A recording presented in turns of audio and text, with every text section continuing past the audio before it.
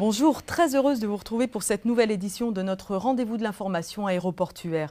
Au sommaire de ce journal, un reportage sur les opérations de déneigement sur la plateforme.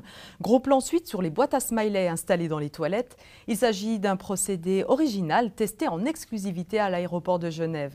Et puis nous ferons un détour par le Salon des vacances qui se tenait à Genève au mois de janvier dernier. Un salon sur lequel l'équipe marketing a innové en termes d'animation. Au registre des grands chantiers en cours, nous ferons un petit tour par la station de dégivrage qui avance à grands pas. Et puis les mutations, elles continuent également à l'intérieur de l'aérogare. Le voyagiste des dernières minutes El Tour vient d'intégrer ces nouveaux locaux. Enfin, nous nous quitterons en musique sur des airs de rap avec un de nos collègues de la Sûreté, par ailleurs figure montante du R&B. L'hiver, eh bien, il a fini par arriver. Il est même tombé à plusieurs reprises de grandes quantités de neige sur le tarmac. Une partie des opérations de déneigement a pu être réalisée de nuit pendant la fermeture du trafic. L'occasion de tester de nouvelles façons de faire. Reportage. On la préfère sur les pistes de ski plutôt que sur la piste de notre aéroport, mais voilà, la neige tombe aussi parfois en plaine. Et lorsque c'est en toute fin d'après-midi, les équipes de déneigement doivent prendre un forfait nuit. Dans des conditions comme aujourd'hui, on est obligé de réagir très vite vu que la température du béton est négative. Donc la neige tient beaucoup plus vite. Et là, par exemple, ce soir, on est en condition de neige sèche. Alors, tu as ces 4 véhicules, 4 jets. Ouais, c'est ça, les soldats du feu se transforment en déneigeurs, chasse-neige, brosse, souffleuse. Il faut former des andins, les charger dans des camions, débarrasser la neige. Depuis l'année dernière, elle est stockée en bordure de la route périphérique et fraisée. Il faut être prêt pour le matin à l'ouverture de la piste, c'est ça qui est important. Alors après, tout dépend, la neige, ça dépend de la quantité, de la densité et la qualité de la neige qu'il y a. Parce que les tactiques seront différentes. Mais bon, quand on sait qu'il y a la piste 23, on sait ce qu'on doit ouvrir en premier. Bon, évidemment, la piste, certaines voies d'accès, et puis quelle baie d'attente qu'il faudra ouvrir. Avec la réorganisation du déneigement, de nouvelles techniques ont été mises au point qui portent leurs fruits. Cet hiver, la météo n'a induit que quelques heures de fermeture de la piste à peine, et les interruptions de trafic, elles, sont de plus en plus courtes.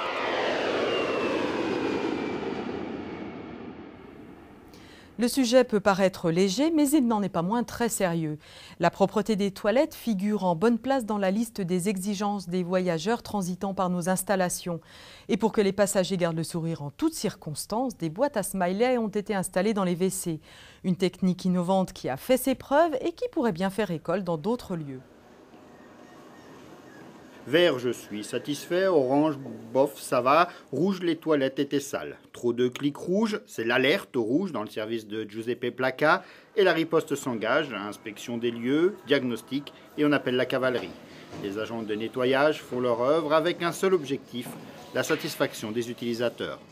La boîte à smiley, elle avait pour objectif d'améliorer le confort des passagers. Ça, c'est fait. Elle s'est également révélée riche d'enseignements, notamment en termes de fréquentation sur ces lieux d'aisance. Dans la fréquentation, on s'est rendu compte qu'on était largement en dessous de la réalité.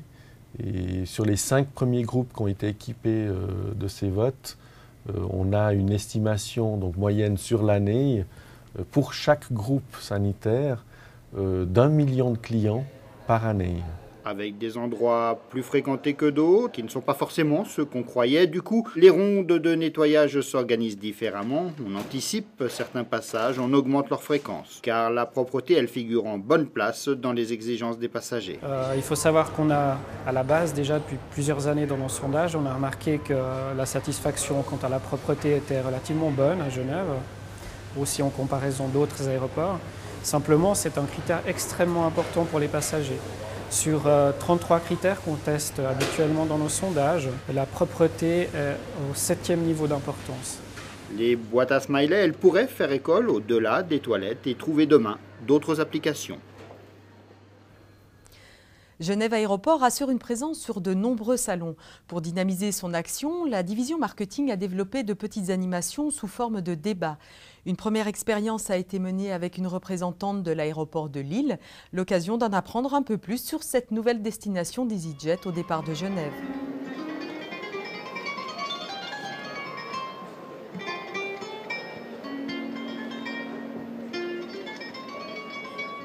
Vendre de l'évasion, de la culture, du savoir-faire, des paysages, c'est le but des salons du voyage.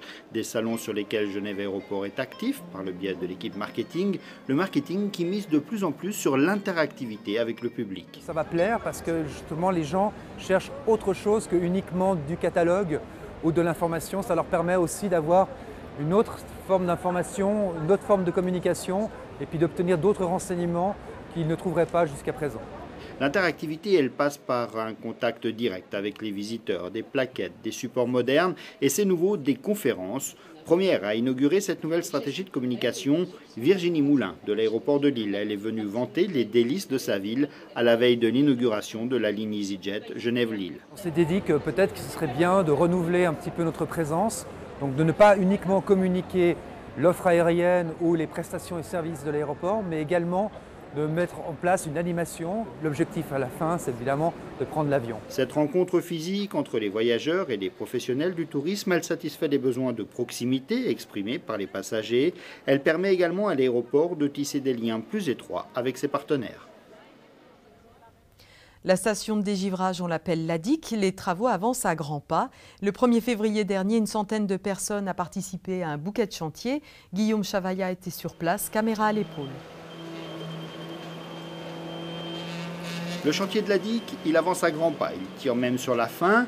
On n'en est pas encore tout à fait à trinquer à sa mise en service, mais quand même, la fin du gros œuvre, ça se fête dans le bâtiment. C'est une tradition et les entrepreneurs y tiennent. Si on ne fait pas ce bouquet de chantier, on risque de se prendre ce qu'on appelle un râteau, c'est-à-dire que l'entreprise de gros œuvres installe un râteau en haut de l'échafaudage du bâtiment qu'on est en train de construire. Mais c'est quand même, au-delà de ça, un moment important parce que ça, c'est vraiment une façon de se rapprocher et puis de créer des liens un peu différents. C'est toujours un moment assez agréable. Les gens, ils en profitent bien, quoi. Un moment de convivialité, donc, mais de travail aussi, le fruit d'un long processus de coordination. On a fait l'avant-projet, donc ce qui consistait à définir l'ensemble, comment ça allait fonctionner, le nombre de box, la taille du bâtiment. Et au fur et à mesure, on a fait les cahiers des charges pour chacune des entreprises qui sont aujourd'hui actuellement. Et maintenant, on suit la réalisation du chantier avec donc la KM6, Direx, ABAC, CBSE. On est là pour superviser l'ensemble des travaux et coordonner les différents corps de métier jusqu'à la fin, jusqu'à la réception de l'ensemble des corps de métier. Des citernes pour le glycol, des garages pour les véhicules, la future station de dégivrage a poussé sous la neige et sera terminée au beau jour, prête pour l'hiver prochain. Les chantiers d'extérieur n'empêchent pas nos architectes de continuer à modifier l'aérogare de l'intérieur, et notamment aux arrivées où le voyagiste L-Tour vient de se refaire une jeunesse. Vous allez voir, ça vaut le détour. L'agence de voyage, c'est un peu la vitrine du rêve. Celle de L-Tour aide les amoureux de vacances à voir la vie en rose, rose comme la couleur dominante de leur nouvelle arcade, une arcade qui change aussi la vie de ceux qui y travaillent. Ça fait plus plaisir de travailler dans un environnement plus aéré déjà plus joli. Et puis même au niveau du matériel, ça nous a permis de renouveler le matériel. Donc là, on est dans des meilleures conditions pour travailler. Vu qu'on est plus espacé, on peut déjà mieux accueillir la clientèle.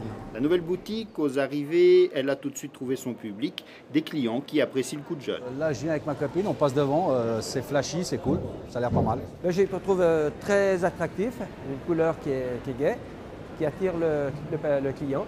Ce petit îlot de rêve, aux arrivées, il intervient comme une cerise sur le gâteau après les différentes réalisations architecturales qui ont déjà été réalisées dans cette partie de l'aéroport. Une zone à dominante rose qui commence à trouver sa cohérence et qui s'impose petit à petit comme un quartier au sein de la ville aéroport, un quartier avec son ambiance et sa couleur. Un reportage réalisé avec la participation de notre stagiaire Benjamin Feun. Musique maintenant avec notre collègue Guy Bouanga. Guy Bouanga, il avait déjà eu les honneurs de notre journal voici quelques mois lorsqu'on l'avait rencontré à l'infirmerie en train de se faire vacciner contre la grippe. Eh bien cette fois on l'a suivi dans ses activités de rappeur et vous allez voir, ça déménage.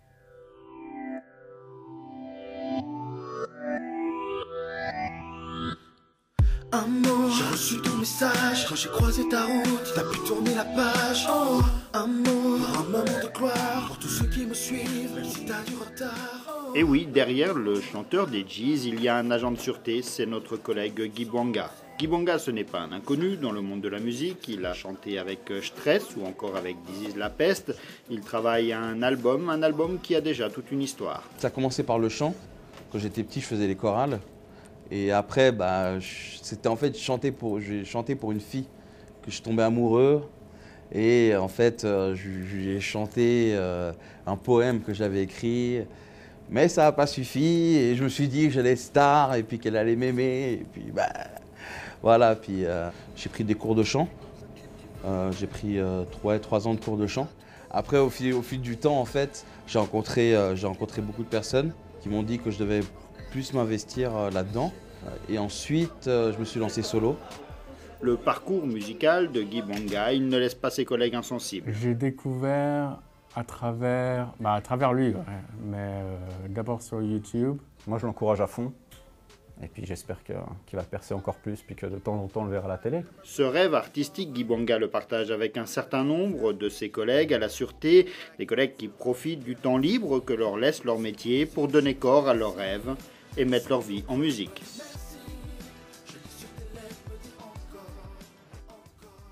On se quitte sur un petit tour d'horizon à 360 degrés. La visite est commentée par Bertrand Stempfli.